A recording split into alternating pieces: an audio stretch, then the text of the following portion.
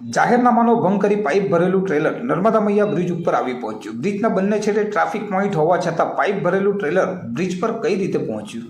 ભરૂચ અને અંકલેશ્વરને જોડતા નર્મદા મૈયા બ્રિજ પરથી મોટા અને ભારદાર વાહનોના કારણે અનેક અકસ્માતો સર્જાતા હોય છે, જેથી લોકહિતને ધ્યાનમાં રાખીને તંત્ર દ્વારા 3 માસ માટે તમામ પ્રકારના ભારે અતિભારે વાહનો પર પ્રતિબંધ મૂકતું જાહેરનામું પ્રસિદ્ધ કરાયું હતું। ગુજરાત સરકાર દ્વારા ગત 12 જૂન 2021ના રોજ ગોલ્ડન બ્રિજને સમાંતર નવનિર્મિત નર્મદા મૈયા બ્રિજનું લોકાર્પણ કરી સામાન્ય જનતા માટે ખુલ્લો મૂકવામાં આવ્યો હતો। નર્મદા મૈયા બ્રિજ ખુલ્લો મુકાતા ટ્રાફિકનું ભારણ નહિવત રહેવા પામ્યું હતું, પરંતુ ઘણા સમયથી રાત્રિના સમયે ખાનગી મોટા વાહનો જેવા કે ખાનગી બસ, ટ્રક કે ભારે વાહનો આ બ્રિજ પરથી પસાર થવાના કારણે નાના મોટા અકસ્માતોમાં ખૂબ જ વધારો થયો હતો, જેને સામાન્ય નાગરિકો દ્વારા વિડીયો તથા ફોટા સોશિયલ મીડિયા પર મૂકી તંત્રને જાગૃત કરવાનો પ્રયાસ કરાયો હતો। ત્યારે ભારે વાહનોના કારણે આ બ્રિજ પર અકસ્માત થવાની સંભાવના વધુ રહેતી હતી। તો બીજી તરફ એબીસી સર્કલથી નર્મદા મૈયા બ્રિજ તથા અંકલેશ્વર તરફથી અવરજવર કરતા ભારે વાહનો, મોટા વાહનો જેવા કે ખાનગી લક્ઝરી બસ, ટ્રક વગેરેના કારણે ટ્રાફિકની સમસ્યા પણ રહી છે।